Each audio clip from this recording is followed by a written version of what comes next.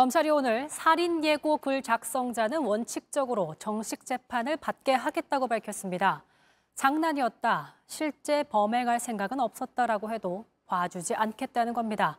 특히 눈길이 가는 건 미성년자도 예외가 아니라는 건데요. 정부는 낭비된 공권력에 대한 손해배상도 준비 중인데 미성년자라면 부모에게 책임을 묻겠다는 입장입니다. 첫 소식 이서준 기자입니다.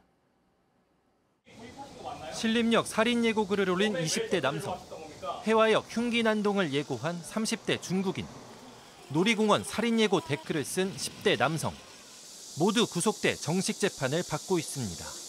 대검찰청은 오늘 이처럼 살인 예고글 작성자에 대해 정식 기소를 원칙으로 하도록 전국 검찰청에 지시했다고 밝혔습니다. 특히 작성자가 미성년자여도 예외를 두지 말도록 했습니다. 소년범도 소년보호사건 송치 또는 정식 기소를 원칙으로 하고 정식 재판을 받지 않는 기소유예는 지양하라고 했습니다. 현재까지 붙잡힌 살인 예고글 작성자 235명 중 41%가 미성년자입니다. 여기에 법무부는 살인 예고글 작성자를 상대로 손해배상 청구도 준비 중입니다. 이 역시 미성년자를 예외로 두지 않겠다는 방침입니다. 상당수가 미성년자이거든요. 그럴 경우에 본인에게 책임을 묻기 어렵더라도 그 부모 같은 관리인에게 민사 책임을 묻겠습니다. 경찰이 투입되게 된 비용들. 당정은 살인예고처벌법, 공공장소 흉기소지처벌법 등 새 법안도 마련 중입니다. JTBC 이서준입니다. 최근 강력범죄를 예고하는 글도 시민들을 불안하게 하고 있습니다. 정치권에서 이런 살인 예고글에 대한 처벌을 강화하자는 목소리가 나오고 있는데요. 청소년도 강력범죄를 예고하면 신상공개 대상에 포함하는 법안도 추진 중입니다. 류정화 기자입니다. 신림역에서 여성 20명을 살해하겠다는 글을 인터넷상에 올린 20대 남성 이모 씨. 검찰은 살인 예비, 협박 등의 혐의를 적용해 재판에 넘겼지만 법원은 협박죄 적용은 검토가 필요하다고 했습니다. 불특정 다수를 향한 글이어서 피해자가 특정되지 않는다는 이유입니다. 최근 온라인상에 살인 예고 글이 잇따라 올라와 불안감이 커지고 있지만 현행법상 처벌 규정은 마땅치 않습니다. 이에 국민의힘에선 살인 예고 글을 올릴 경우 3년에서 5년 이하의 징역에 처하는 법안을 냈습니다. 음란물이나 명예훼손 정보처럼 살인 예고 글도 인터넷상 불법 정보로 규정하고 금지하는 정보통신망법 개정안입니다. 범죄를 예고할 경우 신상 공개 대상에 포함하는 내용의 특정 강력범죄법 개정안도 발의할 예정입니다.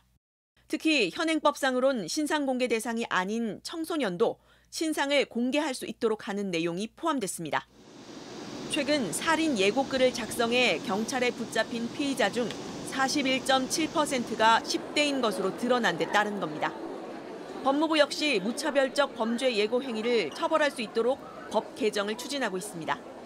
선진국에 있는 것 같은 일반적인 다중에 대한 공중 협박 이런 규정이 우리 법에는 아직 없습니다. 이 부분에 대한 신설이 필요하다고 생각합니다. JTBC 유정화입니다. 철없는 10대들의 놀이 이렇게 제목을 잡아봤는데 왜 그러냐. 요새 그 살인 예고글들 많은데 대부분 작성자 찾아보면 청소년들이고 왜 그랬냐 물어보면 장난이었다. 이런 경우가 많아요. 그러니까 유행처럼 좀 놀이처럼 이런 걸 여기고 있는데 제가 미국의 사례를 하나 찾아봤습니다.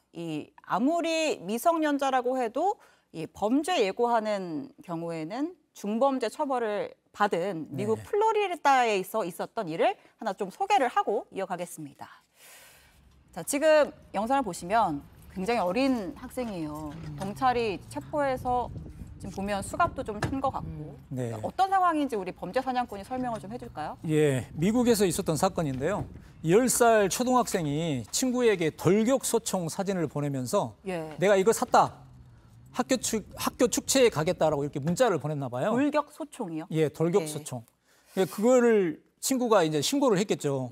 그래서 이제 그 부모는 이건 단순 장난이었다라고 이렇게 항의를 했지만 경찰 입장에서는 아이를 3주간 구치소에 보냈다고 합니다. 그리고 현재도 이 사건이 재판 중에 있다고 합니다. 그러니까 정말 어른처럼 좀 처벌을 한 거군요. 예, 강력하게 처벌을 한 것 같습니다. 그 당시 상황을 좀 보니까 경찰이 좀 민감하게 반응할 수밖에 없었던 게 저 사건 며칠 전에 미국에서 그 초등학교에서 총기 난동 사건이 있었대요.